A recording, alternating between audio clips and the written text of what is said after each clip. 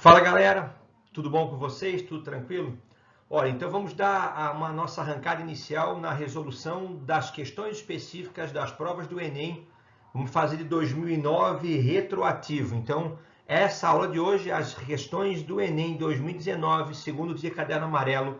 Quero a tua força como era antes. Essa é a frase motivacional que está na capa da prova do Enem. E eu hoje inaugurando esse novo estilo, tie-dye, que a minha mãe tem feito, então em breve nas melhores lojas de todo o país, ok?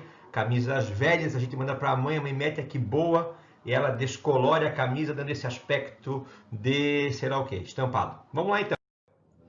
Questão 93. Nanopartículas de sílica recobertas com antibióticos foram desenvolvidas com sucesso como material bactericida, pois são eficazes contra bactérias sensíveis e resistentes, sem citotoxicidade significativa às células de mamíferos. As nanopartículas livres de antibiótico também foram capazes de matar as bactérias Escherichia coli, sensíveis e resistentes ao antibiótico estudado. Os autores sugerem que a interação entre os grupos hidroxil, vamos colocar aqui, os grupos hidroxil, faz lembrar vocês do grupo hidroxila, da superfície das nanopartículas e os lipopolissacarídeos da parede celular da bactéria desestabilizaria a sua estrutura. Aí tem ali um esquema da nanopartícula, o fosfolipídio, o lipopolissacarídeo, o peptídeo glicano, e a pergunta é: a interação entre a superfície da nanopartícula e o lipopolissacarídeo ocorre por uma ligação de... Então, as alternativas, a gente sabe que as principais ligações, as interações entre as moléculas, as principais são, para as moléculas apolares, as chamadas forças de Van der Waals, dipolo instantâneo, dipolo induzido, força de dispersão de London, forças de London, dipolo instantâneo, dipolo induzido, são sinônimos. A gente vai ter, então, para as moléculas polares, o dipolo-dipolo ou dipolo permanente e as ligações de hidrogênio. Então, se você perceber para as alternativas A, B, C, D e E, pontes de disulfeto também são interações intermoleculares, mas são mais específicas. Metálica e iônica são ligações, não são forças intermoleculares. Existe ligação metálica e ligação iônica. Hidrofóbica não é um tipo de ligação, uma característica da ligação de ter ou não atração pela água. Então, como ela falou, autores sugerem interação entre os grupos hidroxil, e nele a gente percebe que o hidrogênio está preso ao oxigênio, e toda vez que o H estiver ligado diretamente ao F, diretamente ao O ou diretamente ao N, a gente fala que essa molécula exerce uma interação do tipo ligação de hidrogênio. Então, a resposta certa para a primeira questão vai ser a alternativa letra A. Tranquilo? Questão 94.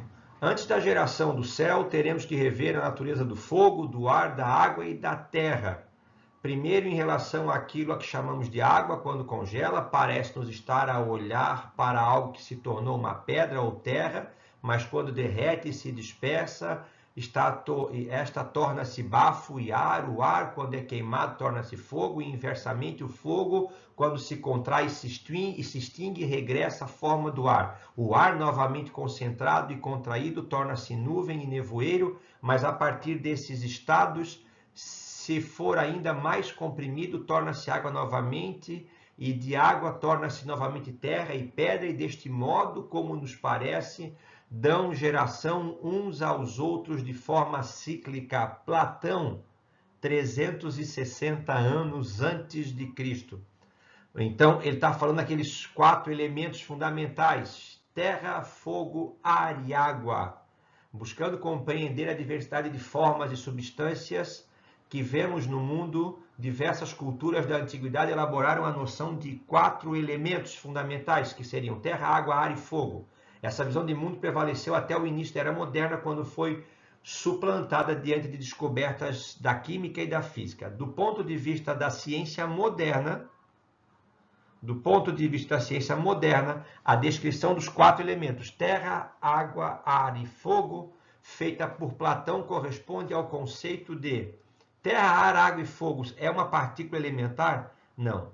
Dá um exemplo de uma partícula elementar. O elétron é uma partícula elementar.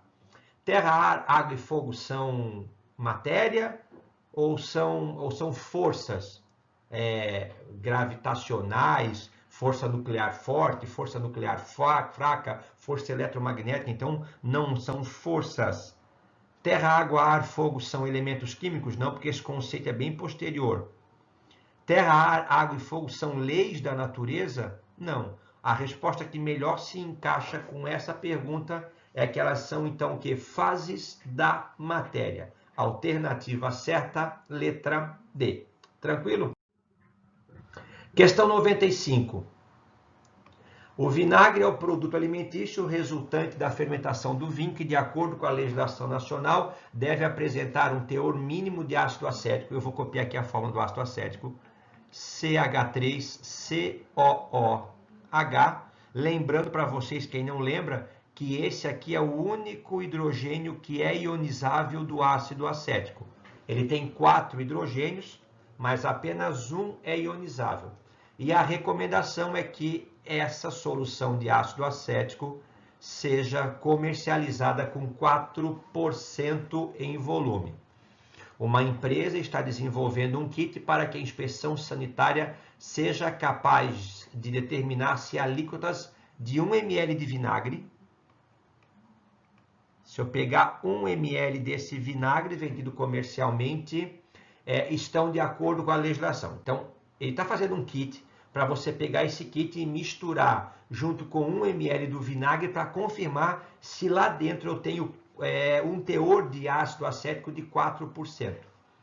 Esse kit é composto por uma ampola que contém uma solução aquosa de hidróxido de cálcio. Então, já que o vinagre é um ácido, ele está me usando uma base para a gente neutralizar.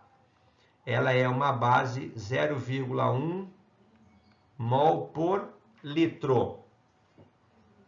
E um indicador que faz com que a solução fique rosa se estiver básica e incolor se estiver neutra ou ácida, provavelmente a fenolftaleína. Considere a densidade do ácido acético. A densidade do ácido acético, vou botar aqui do ácido acético, igual a 1,1 grama por centímetro cúbico. A massa molar do ácido acético, ele já está me ajudando aqui, vai ser igual então a 60 gramas para cada mol. E a massa molecular, a massa molar do hidróxido de cálcio, CaOH2, igual a 74 gramas para cada mol. Qual é o valor mais próximo para o volume de solução em ml que deve estar contida nesse kit para cada ampola, garantir a determinação da regularidade da amostra testada? Vamos lá então. Então eu tenho aqui, eu vou colocar aqui o ácido acético, CH3COOH, e ele vai reagir com o hidróxido de cálcio, que é CaOH2. Vocês percebem uma coisa que a gente tem que fazer, então, uma regulagem aqui, uma correção, né? Eu estou diante de um monoácido que vai reagir com uma dibase. Então, olha só, então eu vou precisar fazer o quê? Eu vou precisar colocar um 2 aqui na frente para cada um. Então eu preciso de 2 mols de vinagre de ácido acético, desculpa, para cada mol de hidróxido de cálcio. Essa é a minha relação. Vou precisar então de 2 mol de ácido acético para cada 1 mol de hidróxido de cálcio. Minha primeira pergunta é: quantos mols eu vou ter de ácido acético em 1 ml de vinagre? Vamos lá então. Ó, em 1 ml de vinagre, eu vou ter aqui, vamos primeiro, 1 ml de vinagre corresponde a quanto em massa? Corresponde a 1,1 grama. Tranquilo? 1 ml de vinagre, porque a densidade do ácido acético é 1,1. Ok? 1,1 grama por centímetro cúbico. Então, naquela alíquota de 1 ml de vinagre, eu vou ter, a massa vai ser 1,1 grama. E daí ali eu vou ter 4% que vai ser de ácido acético. Então eu vou usar, para não errar, 1,1 vezes 0,04, que dá o 4%. Eu vou ter, então, ali, naquela alíquota, 0,044 gramas de ácido acético. Entenderam? 1 ml, que é a alíquota, eu multipliquei pela densidade, que vai dar 1,1 grama. Daquele 1,1 grama de solução, apenas 4% são de ácido acético. Então, dá uma quantidade de 0,044 gramas. Eu sei, isso vai dar quantos mol? Eu sei que 1 mol de ácido acético, eu vou ter a massa molar dele, que é 60. Então, X é igual a 0,44 dividido por 60. Eu vou ter aqui, então, 7,333 vezes 10 na menos 4 mol. Fechou? Então, dentro daquele 1 ml de ácido acético, de vinagre, desculpa, eu vou ter 7,3 vezes 10 na menos 4 mols de ácido acético. Então, se 2 mols de ácido acético reage com 1 mol de hidróxido de cálcio, então 7,3 vezes 10 na menos 4 mol reagirá com X. X é igual ao quê? X é igual a metade desse número. Metade de 7,3 dá 3,65 vezes 10 na menos 4 mol de hidróxido de cálcio. Deixa eu só confirmar para não errar, porque depois fica registrado o erro. Isso aí. Fechou? A solução é 0,1 mol por litro. Então, eu tenho 0,1 mol em 1 litro, que é 1000 ml.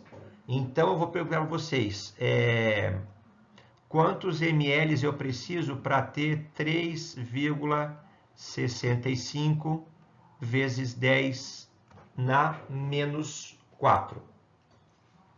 X vai ser igual ao quê? Eu vou tirar, então, esses 3 zeros aqui e eu vou deixar aqui, então, 10 na menos 1, né? Então, eu vou ter 0,365 dividido por 0,1 igual... deixa eu ver aqui. 0,365 dividido por 0,1 igual...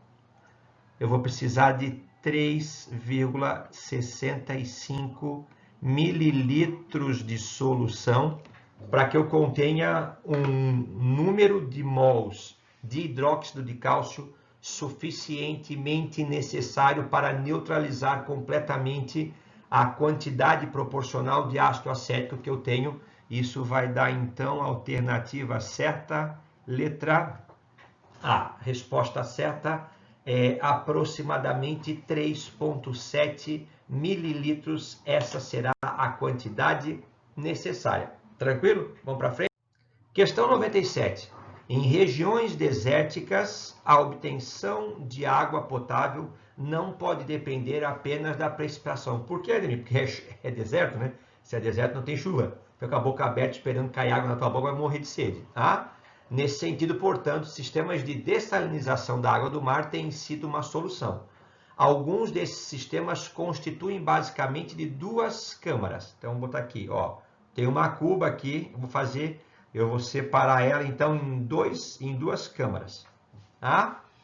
Então, vamos colocar aqui, ó, uma contendo água doce e outra contendo água salgada, separadas por uma membrana semipermeável. Então, eu tenho aqui uma barreirazinha separando duas soluções de concentrações distintas. Qual é a tendência? O processo é osmose, né? Então, a tendência que acontece é que a água caminhe do meio menos concentrado para o meio mais concentrado. Porém, se eu acoplar aqui em cima algum sistema de pressão que aperte a pressão, que exerça pressão sobre a solução mais concentrada, e essa pressão seja equivalente ou levemente superior à pressão osmótica, a água ela vai fluir no caminho inverso, ela vai fluir ao contrário. Ao invés da água fluir do meio hipotônico para o meio hipertônico, ela vai fluir do hipertônico para o hipotônico. Ou seja, nesse caso, eu estou fazendo um processo de osmose ao contrário. Eu estou fazendo um processo de osmose reversa, que é o principal método que eu tenho para obtenção de água a partir da dessalinização. Eu separo os dois compartimentos para uma membrana semipermeável, eu exerço pressão sobre o lado hipertônico, e aí, quando essa pressão se equivaler ou ultrapassar a pressão osmótica, a água fazer o caminho inverso. Ao invés de ir do meio hipo para o hiper, ela vai do hipertônico para o hipotônico. Por isso que o ponto frágil de todo esse processo reside na resistência da membrana semipermeável, que pode fraturar e se romper com relativa facilidade. Mas esse método de purificação de água é bem claro, bem tradicional, é o método de osmose reversa, letra E. Em 98, questão 98, um laudo de análise de laboratório apontou que amostras de um leite de uma usina de beneficiamento estavam em desacordo com os padrões estabelecidos. Então, para esclarecer aqui, ó, eu vou colocar aqui um copinho, tá? E eu vou aqui, esse copo é um copo com leite, tá aqui, ó, preenchido com leite. Foi observado que a concentração de sacarose tinha mais açúcar do que era permitido. Só para lembrar vocês, a sacarose é um composto covalente de fórmula C12H22O11. Tranquilo? Esse é o açúcar. Como é que eu posso determinar que tinha mais açúcar do que era permitido nesse copo, dessa amostra de leite? Dá de medir a turbidez. O que é a turbidez? É a alteração de coloração. Pergunto com vocês. Vocês conseguem perceber se um leite tem mais ou menos açúcar pela cor do leite? É possível? Não. Tá? Pela turbidez, pelas partículas dispersas, não consigo alterar. A alteração na cor, não. A alteração no pH, pergunto, se você colocar esse composto aqui, que é a sacarose, ele em água, ele pode sofrer hidrólise, ele pode alterar o pH? Não, ele não é ácido, ele não é básico, ele não sofre hidrólise, então ele não altera o pH. Como ele é um composto covalente, então ele não gera íons em solução, porque ele é um composto covalente. Então eu não tenho como medir alteração na solução por alteração na sua condutividade, porque é uma solução que não é eletrolítica, não é um eletrólito. A sacarose, o açúcar, não é um soluto que permite a condução de corrente elétrica, porque ele não gera íons na solução, porque ele é covalente. Mas eu vou conseguir medir a alteração pela alteração na densidade. Então, como eu vou manter o volume, vou colocar açúcar, densidade, o que acontece? Aqui, densidade nada mais é do que dividir a massa pelo volume. Se esse leite está rico em açúcar, o volume ele permanece o quê? Igual, porém a sua massa ela vai aumentar. Consequentemente, eu vou aumentar a densidade da solução final. Alternativa certa, letra D. Questão 101. O mármore, rocha metamórfica composta principalmente por carbonato de cálcio, CaCO3, é muito utilizada como material de construção e também na produção de esculturas. Entretanto, se peças de mármore são expostas a ambientes externos, particularmente em grandes cidades ou zonas industriais, elas sofrem ao longo do tempo um processo de desgaste, caracterizado pela perda de massa da peça. Isso é bem comum, né? Se eu perguntasse para vocês qual é a característica do ar atmosférico, do ar nas grandes cidades, especialmente nas zonas industriais, ele é um ar poluído. Ele é um ar rico em CO2, SO2, SO3 e óxidos de nitrogênio. A gente sabe que todos esses óxidos aqui, quando forem entrar em contato com a umidade do ar, com a nuvem, com a água, eles vão produzir o quê? Ácidos, já que são óxidos ácidos. O carbonato de cálcio é um sal básico.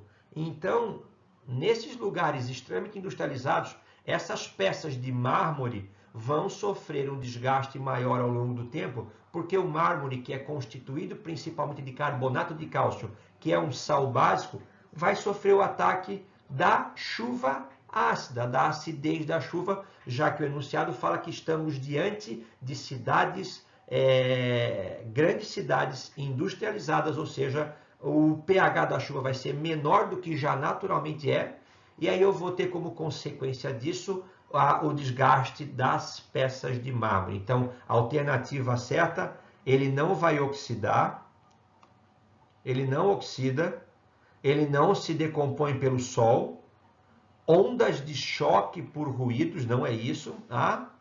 Abrasão por material que está em suspensão, em partículas, não. Ele vai sofrer ataque mesmo, é da acidez da chuva que cai sobre a peça de mármore. Fechou?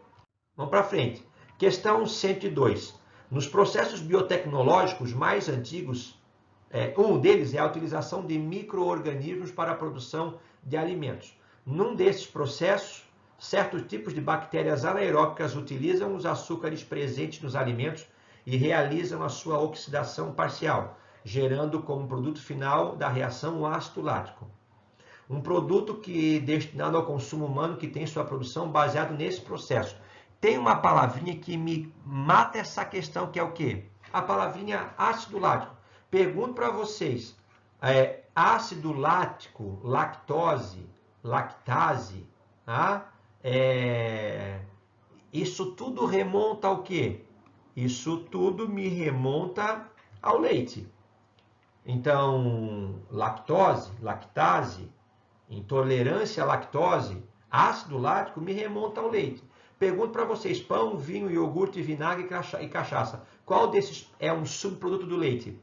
Pão, vinho, iogurte, vinagre, cachaça? Óbvio, Ademir, que um subproduto disso aí, derivado é o iogurte. Alternativa certa, letra C. Vamos para frente? Questão 106. No laboratório de química foram encontrados 5 frascos que não têm rótulo, contendo propanona. Vou colocar aqui agora então. CH3, C, dupla O, CH3, um outro frasquinho contendo água, um outro contendo propanona, água contendo tolueno, que é o metilbenzeno, vou fazer aqui então, esse é o tolueno, o metilbenzeno, depois contendo tetracloreto de carbono, vou botar aqui, CCl4, tetracloreto de carbono, e etanol, CH3, CH2, OH. Para identificar os líquidos presentes nos frascos, foram feitos testes de solubilidade e inflamabilidade. Quem pegava fogo, quem não pegava e quem se misturava com quem. Foram obtidos os seguintes resultados. Primeira coisa, misturar ou não um com o outro tem a ver com a polaridade, basicamente isso, né? Então, polar se mistura com polar e apolar se mistura com apolar. Vamos ver se vocês conseguem reconhecer quem são os polares. Ó, aqui eu tenho uma acetona. É um composto de baixa polaridade, mas é um composto polar. A água, a gente sabe que também é um composto polar e que ainda faz ligações de hidrogênio. O etanol aqui embaixo, que também faz ligações de hidrogênio, também é um composto polar. Então, a gente sabe que todo hidrocarboneto, tipo nesse caso o metilbenzeno, que é o tolueno, todo hidrocarboneto é um composto apolar. E quando eu tenho aqui, por exemplo, tetraclorometano, quando eu tenho carbono circundado por 4 átomos iguais, estaremos diante também de uma molécula apolar. Então percebe que ele falou que o 1, 3 e o 5, olha lá, o 1, o 3 e o 5 são líquidos que se misturam entre si. E o 2 e o 4 também são líquidos que se misturam entre si. Então vamos fazer assim. O 1, 3 e 5, aqui no 1, 3 e 5 são os 3 líquidos que são polares. Então eu estou diante aqui da propanona, da água e do etanol. Fechou? O 1, 3 e 5 é cada um desses 3 aí. O 2 e o 4 que se misturaram entre si, eu estou diante do tolueno e eu estou diante do tetracloreto clorometano. Fechou? Agora vamos para inflamabilidade. Quem que pega fogo? Quem vocês sabem de cara que é inflamável aqui? Eu vou riscar os inflamáveis. Pessoal, o álcool pega fogo? Pega fogo? Pega, Ademir. O etanol pega fogo. A acetona é inflamável? Sim. Se alguém pegar um frasquinho com acetona, se o frasco for completo, pede para não aproximar ela de chamas ou de objetos aquecidos, porque ela é inflamável. Então ela pega fogo também. Tá? Aqui eu estou diante de um hidrocarboneto. Mesmo que vocês não saibam, uma das características dos hidrocarbonetos é que eles são importantes fontes de combustíveis. Então eu devo admitir que eu também tenho o que aqui? Um composto que é inflamável. Então quem é que não pega fogo ali? Quem não é inflamável? A água e o tetraclorometano. Então o 3 e o 4 são os líquidos que não são inflamáveis. Então, porém o 4 ele tem que estar dentro dos apolares. Então, o 4 é o tetraclorometano. E o 3, que também não é inflamável, mas é polar, eu estou diante da água. Então, eu sei que o 2 vai ser quem? O tolueno. E o 1 e o 5, eu não sei quem é o etanol e quem é a acetona. Então, pode concluir que a água está contida no frasco número 3. Resposta certa, letra C. Tranquilo? Vamos em frente. Questão 110. Algumas moedas utilizam cobre metálico em sua composição. Esse metal, ao ser exposto ao ar úmido, na presença de gás carbônico, sofre oxidação formando o zinabre. Sai daí, seu zinabre. Um carbonato básico de fórmula Cu2, OH2, CO3, que é tóxico ao homem e, portanto, caracteriza-se como um poluente do meio ambiente. Com o objetivo de reduzir a contaminação do zinabre, diminuir o custo de fabricação e aumentar a durabilidade das moedas, é comum utilizar ligas resultantes da associação de cobre com outro metal. A propriedade do metal associado ao cobre deve apresentar para impedir a formação do zinabre nas moedas em relação ao cobre é. Então vamos ler aqui, ó. Deixa eu pegar aqui uma canetinha marca Textiles. Deixa eu mudar aqui. Esse metal, o cobre metálico, eu quando fazia a prova gostava de levar canetinha marca texto, me ajuda a organizar o pensamento. Esse metal exposto ao ar úmido e na presença de gás carbônico sofre oxidação. Então, pessoal, o cobre, ele vai sofrer o quê? Ele vai sofrer oxidação para a formação do zinabre. Então, pessoal, se eu quero proteger o cobre, eu preciso associar ele a um metal que evite que ele oxida. Então, eu preciso associar um metal que tenha um potencial de oxidação maior que o do cobre.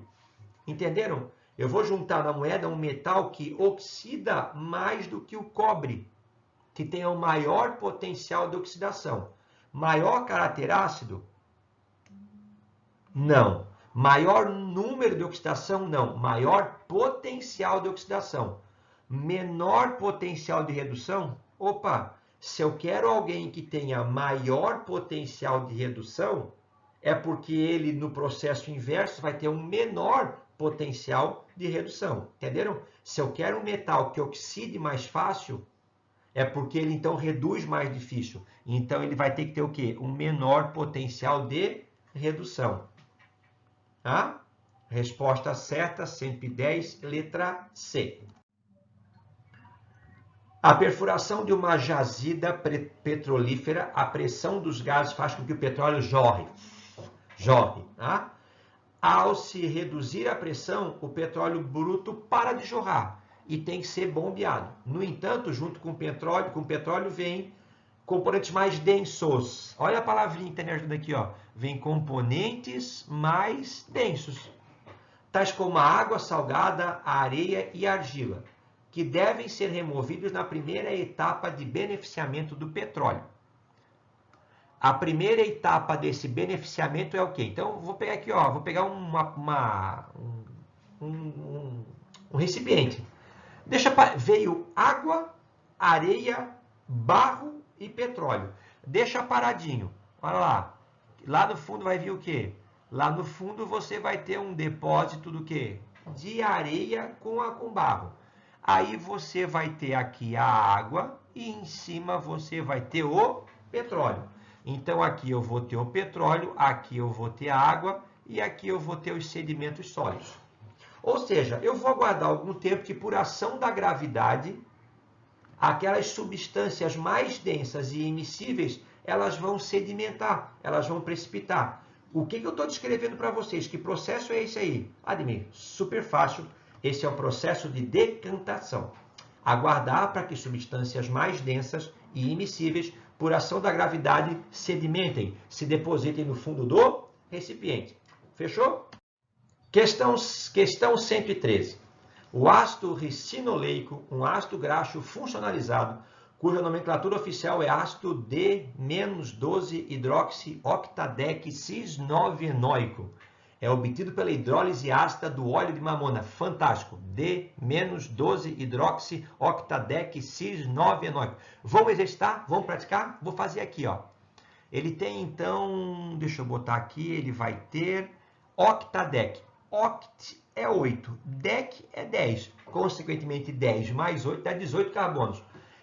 No 9, ele tem uma dupla. Só que a conformação geométrica dele é cis e não é trans. Vamos ver isso aqui? Então, eu vou fazer aqui em cima, ó. C, dupla O, OH. Esse aqui é o carbono número 1. 2, 3, 4, 5, 6, 7, 8, 9. Então, no 9 eu tenho uma dupla. Vou fazer a dupla aqui. Vamos ver se eu acertei aqui. 1, 2, 3, 4, 5, 6, 7, 8. Apaga, porque eu fiz no 8 e é no 9. Apaguei a dupla. Vamos lá, então. Agora sim. Agora eu fiz aqui. Aqui está a dupla. Tá? 9. Assim, ó, já vou fazer para vocês aqui. Olha só. Esse carbono aqui, ele vai ter um hidrogênio para cá também. Tá vendo? Como ele falou que é o cis, então o outro hidrogênio do outro carbono também vai estar para o mesmo plano, para ser cis. Então eu vou ter que levar a cadeia para baixo agora, para o lado contrário. Olha lá, ó. 9, aqui está o carbono número 10. Então agora vem o quê? 11, 12, 13, 14, 15, 16, 17, 18. Vamos lá então aqui, ó. 11, 12, 13, 14, 15, 16, 17, 18. Perceberam aqui então o que eu fiz aqui, ó? Eu joguei os hidrogênios para o mesmo plano. Por isso que é o cis. Aí está o cis. No 9º carbono está a insaturação, que é o 9. A 12 hidroxi. No 12, eu vou pegar aqui, ó, e vou colocar uma hidroxila. Fechou? Então, ali eu estou dentro do ácido o quê? O ácido 12-hidroxi octadec cis 9-enóico. Está aqui esse ácido. Para uma amostra de solução desse ácido, o uso de um polarímetro. Polarímetro é o aparelho que mede o desvio na luz polarizada. Então, eu estou diante de um exercício que essa molécula apresenta isomeria o quê? Essa molécula apresenta isomeria ótica. É uma molécula assimétrica. Onde é que tá o centro assimétrico dela? Está lá no carbono 12, tá vendo? Olha lá, ó. Vou pegar vocês aqui, tá vendo? Ó. Ó. Tá aqui, tá? Então, nesse carbono 12, onde está a hidroxila, eu tenho o OH, eu tenho o H, eu tenho esse ligante e tenho todo esse ligante. Então, esse carbono 12, ele é o centro assimétrico. Então, um polarímetro vai medir o desvio na luz polarizada. Que isômero óptico é esse aí? É o D de destrógeno? Não, esse D tem a ver com a disposição para desenhar, que não está aí agora aqui, para desenhar a molécula, os ligantes, entendeu? Eu tenho uma aulinha sobre nomenclatura de Fischer, sobre carboidratos, tá? Dá uma olhadinha sobre o D ali. O menos aqui na frente, o que quer dizer esse menos? Esse menos que é o indicativo de que eu estou diante do isômero levógeno. É o isômero que desvia a luz polarizada para a esquerda. Então, um polarímetro vai me indicar o quê? O polarímetro vai me indicar, na verdade, o giro levógeno. E pelo nome eu percebo o giro levógeno pelo menuzinho que vem. Então, se você tiver numa prova, por exemplo, ácido menos lático, você pode também ter o ácido que mais lático. Entre parênteses, esse menos e mais indica um isômero destrógeno ou levógeno. Nesse caso, o menos à frente do nome está indicando o isômero levógeno. Então, o polarímetro vai medir o meu giro levógeno, o meu desvio do plano da luz polarizada para a esquerda. Tranquilo? Questão 116. O 2BHA é um fenol. Vamos colocar aqui. Vamos colocar. Para ser fenol, eu preciso do OH ligado diretamente ao núcleo aromático. Fechou?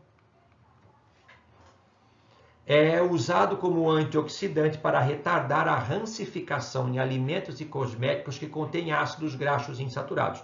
Esse composto caracteriza por apresentar uma cadeia carbônica aromática mononuclear. Apresentar o grupo, então aqui eu vou ter apresentar o grupo térquibutil na posição orto. Pessoal, ó, aqui então eu vou fazer aqui. Eu tenho o grupo fenólico, a hidroxila fenólica no carbono número 1. Aqui eu tenho 2, aqui eu tenho 3 e aqui eu tenho 4. Eu também tenho 2 se eu contar anti-horário para lá e tenho 3 aqui. Lembrando que posição 1, 2 é posição o quê? Orto. Posição 1, 3 é posição o quê? Meta. E posição 1, 4 é posição o quê? Para. Então, apresenta o grupo térquibutil na posição orto. Então, eu vou juntar aqui, no 2, o térquibutil. Ó, o radical térquibutil, ele tem 4 carbonos e ele vai estar preso ao núcleo aromático pelo seu carbono que? Terciário. Então, esse é um radical butil que está ligado ao núcleo aromático pelo seu carbono terciário, por isso que é o térquibutil. E um grupo metóxi na posição meta. Radicais alcoxi são radicais derivados do álcool tirando o H. Então, vamos lá aqui, ó. Esse é o metanol, tranquilo? Se você tirar o H, você está diante de um radical metóxi. Então, ele falou que o grupo metóxi está na posição par. Então, eu vou ter OCH3. Essa é a molécula que eu estou procurando. Vamos lá, então. Qual é o erro na primeira? Vamos ver. Tem o fenol, tem o núcleo aromático, está na posição para. Esse radical aqui está assim, ó. Aí eu tenho aqui 2, né? Ó. Tá vendo? Esse radical é o isobutil. Não é o radical... É isso aqui, né? Ó, tá ali, ó. CH2, CH, CH3, CH3. Esse é o radical isobutil. Tá errado essa aqui. Aqui eu tenho um composto aromático, eu tenho um fenol, eu tenho um metóxi. Aqui eu tenho a posição orto, só que está na posição meta. Ele falou que o radical térquibutil estava na posição orto. Está errada a posição. Aqui eu tenho um fenol, aqui eu tenho um núcleo aromático. Aqui eu não tenho, aqui eu tenho um radical álcool. Está errado o radical aqui embaixo. Está certo o térquibutil. Aqui eu não tenho um composto aromático, faltou uma terceira insaturação aqui. Aqui eu tenho o núcleo aromático, eu tenho a hidroxila na posição orto, eu tenho o radical que está ali, ó, C com 3CH3. Ah, que horrível.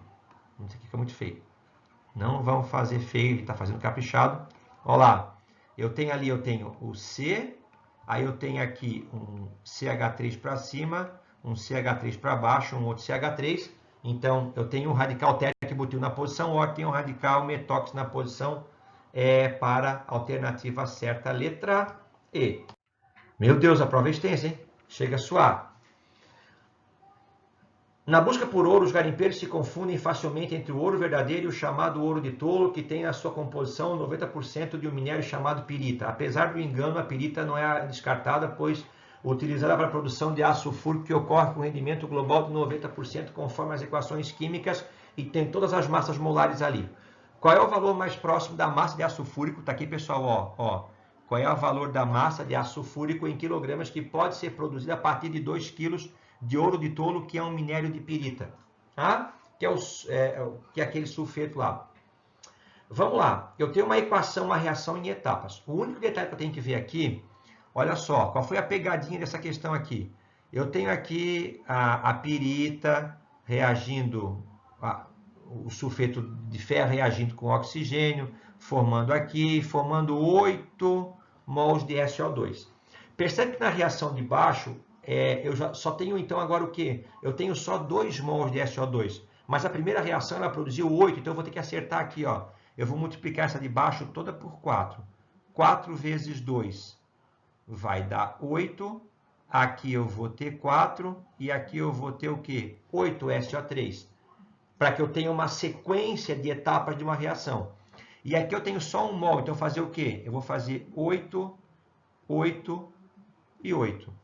Então, percebo que a reação que eu tenho entre a pirita e o ácido sulfúrico é a seguinte. Eu tenho 4 mols de FeS2, que ao final de todo esse processo vão gerar 8 mols de H2SO4. Ele já deu para mim que a massa molar da pirita é 120 gramas. Aqui eu vou fazer vezes 4. Isso vai produzir 8 vezes a massa molar do ácido sulfúrico, que é 98. Aqui eu tenho 2 detalhes, né? O primeiro detalhe é o seguinte. Ele falou que o ouro de tolo tem 90% de um minério chamado pirita. Então, ele está usando 2 quilos de ouro de tolo. Só que desses 2 quilos eu não tenho 100% de pirita, eu tenho 90%. Então, ao invés de colocar 2 quilos aqui embaixo, eu vou colocar 90% de 2 quilos, que vai dar quanto? 1,8 quilo. 90% de 2 é 1,8. Isso vai me gerar uma massa de X quilos de ácido sulfúrico. Então, eu vou fazer aqui. Eu vou fazer 1,8 vezes 8 vezes 98 igual. Essa resposta eu vou dividir por 4 vezes 120, que vai dar 480. A resposta deu X é igual a 2,94 quilos. Essa é a minha reação, rendesse 100%. Mas ele me faz mais uma correção, dizendo que essa reação, ela rende um rendimento de 90. Então, percebe que é um exercício que ele trouxe ao mesmo tempo grau de pureza e rendimento. Não é comum. Geralmente, os exercícios têm ou grau de pureza ou rendimento. Tranquilo? Então, a minha resposta vai ser 90% desse número, ou seja, vai ser 0,9, que é 90%, né? Se 2,94 é 100, quanto que vai ser 90? Então, eu vou pegar 2,94 e multiplicar por 0,9. A resposta que eu vou encontrar é X é igual a 2,64 quilos de ácido sulfúrico. Essa que eu vou produzir. Resposta certa, letra C. Tranquilo? Ufa! O gás hidrogênio é considerado um ótimo combustível. O único produto da sua combustão é o vapor d'água, como é mostrado na equação química. Então, eu tenho aqui 2H2 mais O2 produzindo 2H2O. Um cilindro contém 1 kg de hidrogênio e todo esse gás foi queimado. Qual é a variação de entalpia em kJ da reação de combustão no cilindro? Pessoal, esse aqui é um cálculo de calcular o ΔH a partir da entalpia de ligação. A gente precisa fazer o que primeiro aqui agora? A gente precisa abrir as moléculas. Aqui eu tenho 2 mols de H ligado com H, mais 1 mol de O dupla O. Fechou? Eu separo o produto do reagente. Toda a entalpia que eu usar no lado do reagente é mais. Precisou absorver para romper as ligações. Toda a entalpia gerada do lado do produto é menos. Foi liberada após a formação do produto. Aqui eu tenho 2 mols da ligação do H, OH, da água. Vamos substituir, pessoal. Olha lá. Quanto que é um mol de ligação H com H? Aqui eu tenho, então, 437. Só que são 2 mol, eu multiplico por 2. Mais O dupla O, 494. Fechou? Aqui eu tenho 2. Quanto que cada ligação a OH? 463. 463. Aqui também é o quê? 463. Então, eu tenho 2 vezes 463. Vamos lá, então. Aqui eu tenho, então, 2 vezes 7, 14, vai 1. 2 vezes 3, 6, 7. 2 vezes 4, 8. Mais 4, 9, 4. 4 mais 4 dá 8. 9 mais 7 dá 16, vai 1. 5 mais 8 vai dar 13.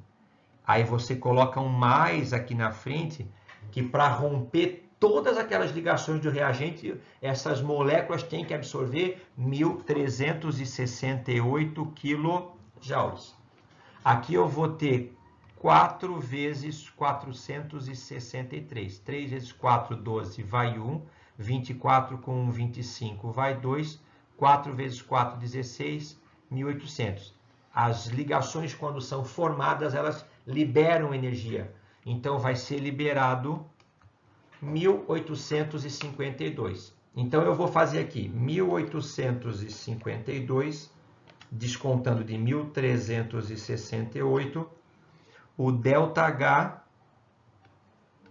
dessa reação vai ser igual a menos 484 kJ para quanto que eu tenho aqui? 4 gramas de hidrogênio. Então, 4 gramas de hidrogênio vão liberar 484 kJ. Ele falou que o cilindro tem 1 kg de hidrogênio. Então, 1.000 gramas vão liberarão X. Eu vou ter, então, 484, 1, 2, 3 zeros dividido por 4. Eu vou ter 1, 2, 1 mais 3 zeros quilojoules. A alternativa certa vai liberar 121.000 kJ, a queima completa de 1 kg de hidrogênio. Vamos lá? Quase acabou. Questão 124.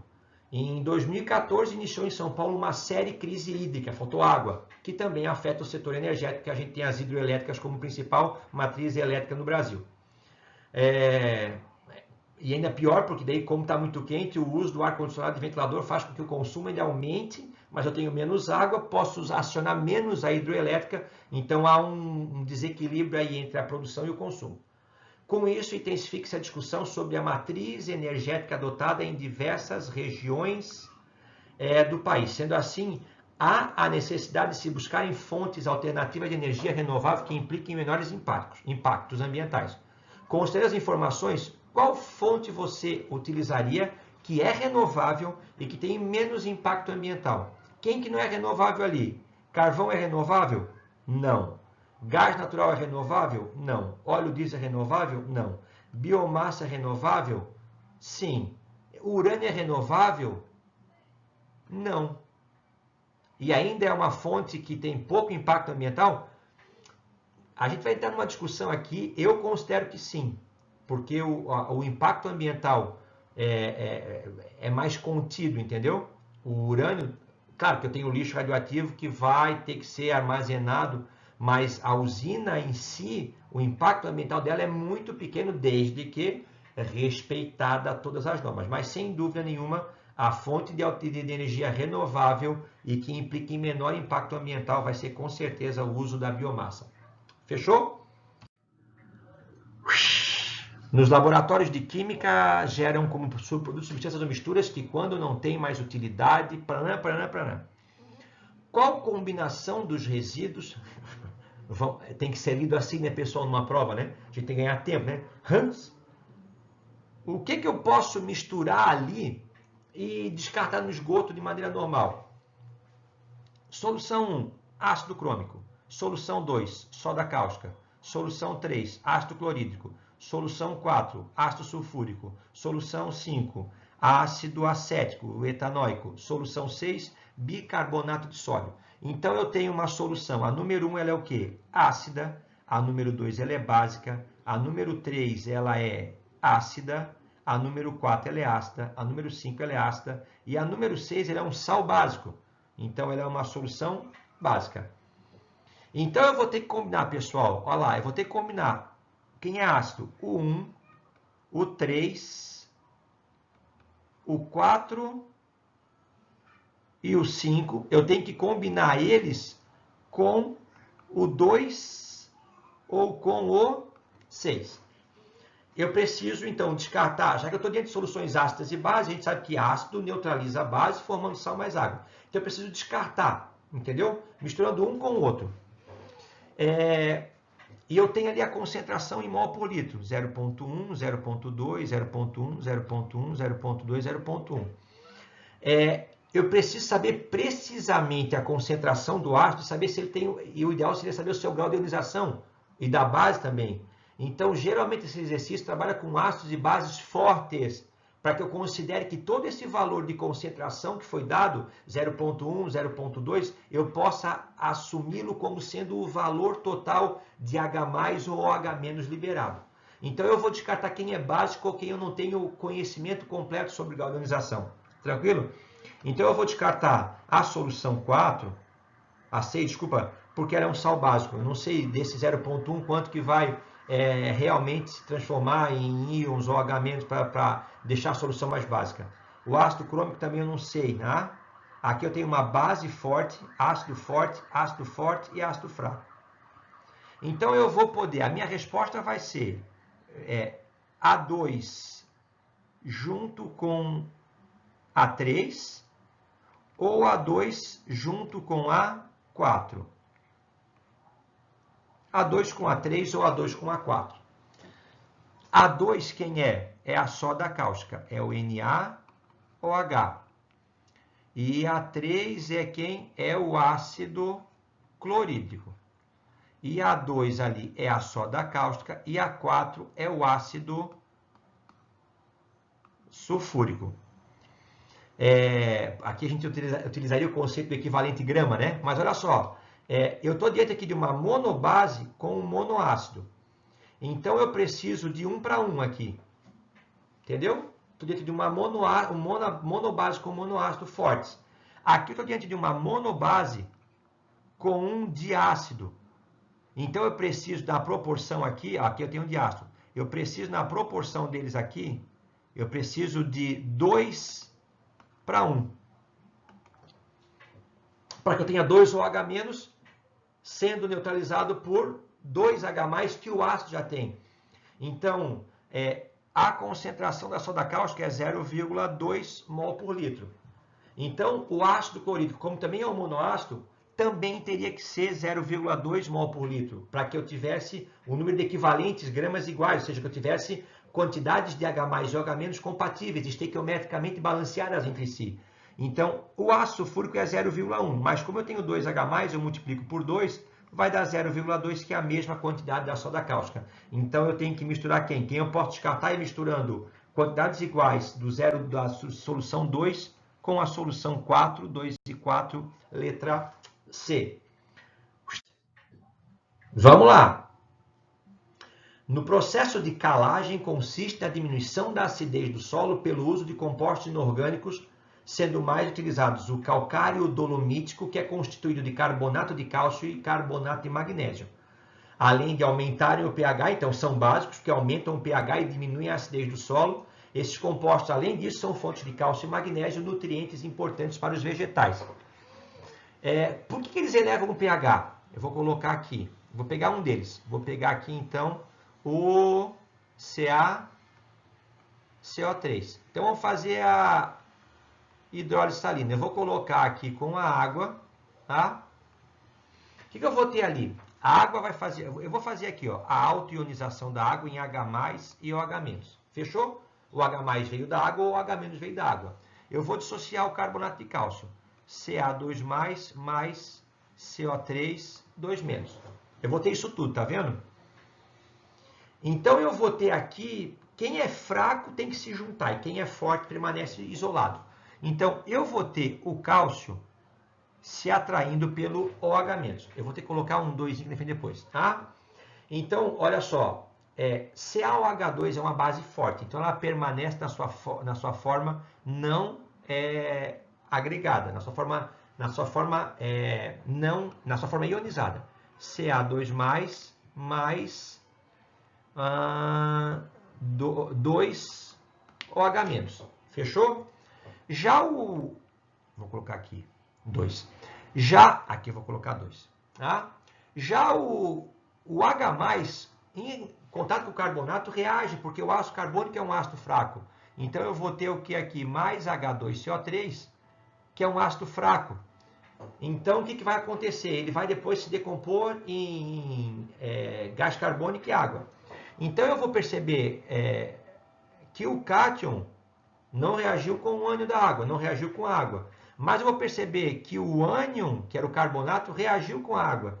Então, originando ácido carbônico. Então, essa reação de hidrólise salina, ela vai acontecer porque, na verdade, são óxidos inorgânicos. Eles não são óxidos, eles são sais.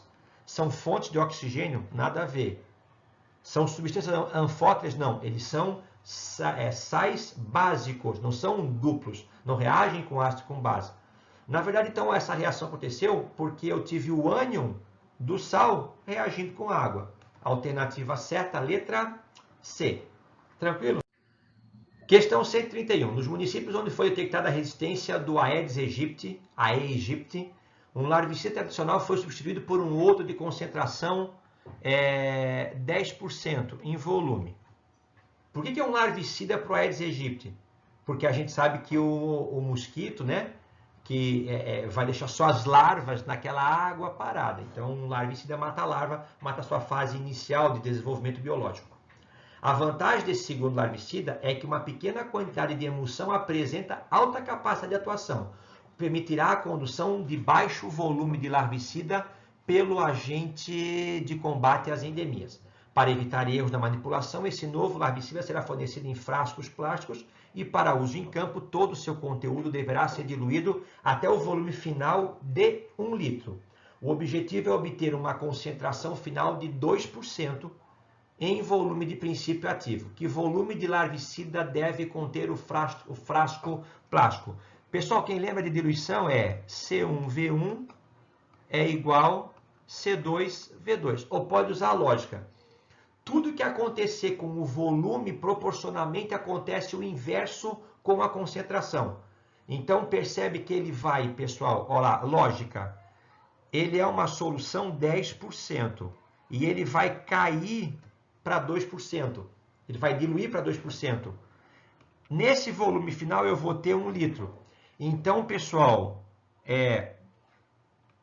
se a concentração diminui 5 vezes, é porque o volume aumentou 5 vezes. Então, esse volume inicial aqui, ó, dessa solução, é 5 vezes menor. Vai dar quanto? Vai dar 200 mililitros. Percebe? De 200 ml para 1 litro, o volume aumentou 5 vezes. Então, a concentração ela cai 5 vezes. Essa é a regrinha básica de diluição. Tudo que acontecer com o volume acontece proporcionalmente o inverso com a concentração. Então, a concentração inicial era quanto? 10%. O volume inicial ele perguntou. A concentração final cai para 10 e o volume final é de 1 litro. Então, V1 vai ser igual ao quê? 2 dividido por 10, que vai dar 0,2 litros, o famoso 200 mililitros. Alternativa certa, letra D. Penúltima questão. Antigamente, nos lugares com invernos rigorosos, as pessoas acendiam fogueiras dentro de uma sala fechada para se aquecerem no frio. O risco do uso desse recurso ocorreu quando as pessoas adormeciam antes de apagarem totalmente a fogueira, o que poderia levá-las a óbito mesmo sem a ocorrência de incêndio. Morte por asfixia, quando você queima alguma coisa, tá? Porque na queima há um balanço entre o que? Você está queimando, você está retirando o oxigênio do ambiente e devolvendo pela queima gás carbônico e monóxido de carbono. Lembrando que o monóxido de carbono é que é o gás tóxico, o gás letal. Ele faz você ficar tonto, com náuseas, dor de cabeça, e conforme ele vai aumentando a concentração no ambiente, você vai ficando letárgico, sonolento, até você desmaiar e depois morrer por asfixia. Então a pessoa morrer por quê? Por causa da fuligem? Pó? Não. Porque morria queimado do calor, desidratado? Não. Porque o consumo de todo o oxigênio para a pessoa? Não, a pessoa não consumia todo o oxigênio. Ele era queimado, mas era a troca, esse balanço entre a diminuição da oxigenação, mas mesmo que você tenha um ambiente que seja rico em oxigênio e rico em monóxido de carbono, o monóxido de carbono se liga de maneira mais intensa e irreversível à hemoglobina. Então, mesmo nessa disputa, o oxigênio perde para o monóxido de carbono.